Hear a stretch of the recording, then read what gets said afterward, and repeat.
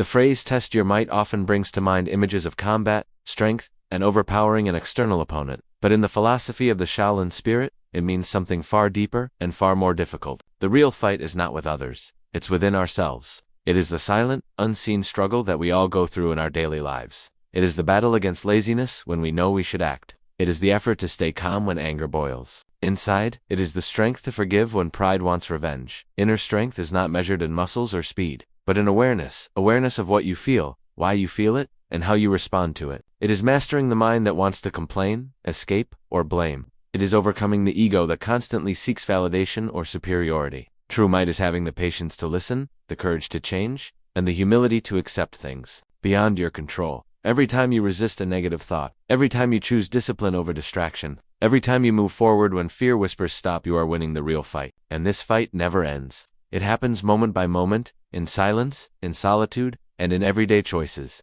That is why the Shaolin path is not about becoming strong in body alone, but unshakable in spirit. Because once you conquer yourself, there's nothing left in this world that can truly defeat you. In the Shaolin tradition, how you begin your day matters more than most people realize. The first moments after waking are powerful. They shape your mindset, your mood, and ultimately the direction your day will take. Starting your day with clarity means choosing not to be reactive, but intentional. It means taking responsibility for the energy you carry into the world from the very beginning, instead of rushing, checking your phone, or diving into stress. The Shaolin way teaches us to begin with stillness. Take time to breathe, to center yourself, to reflect. Ask yourself, where is my mind? What am I thinking about? What emotions are present? These are not questions for monks alone. They are for anyone who wants to live with awareness and strength. When you begin with clarity, you create space between you and your impulses. You choose how to respond rather than react. You start from a place of inner order, not chaos. A clear mind in the morning becomes a compass. It helps you stay aligned with your goals, values, and inner peace no matter what happens throughout the day. This practice doesn't need hours. Even a few quiet minutes in the morning, free from distraction, can plant seeds of calm and purpose.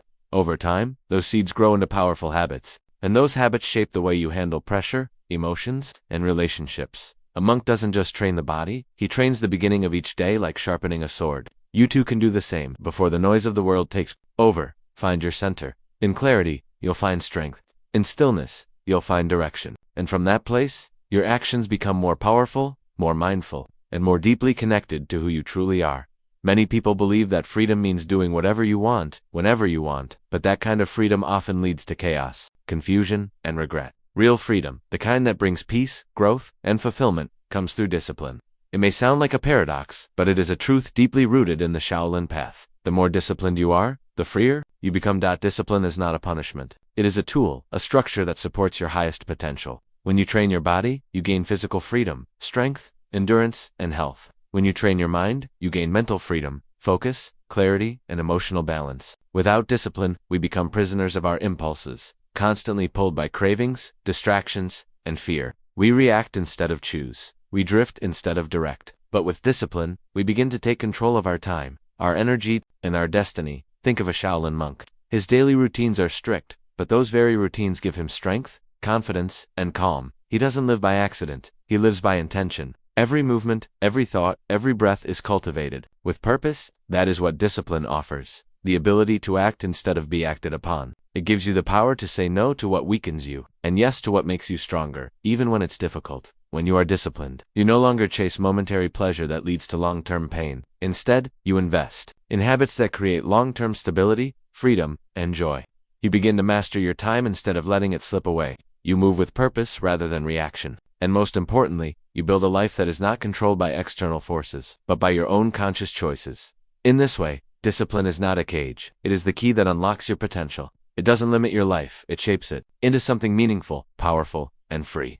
Pain is an unavoidable part of life. It comes in many forms: loss, failure, disappointment, injury, heartbreak.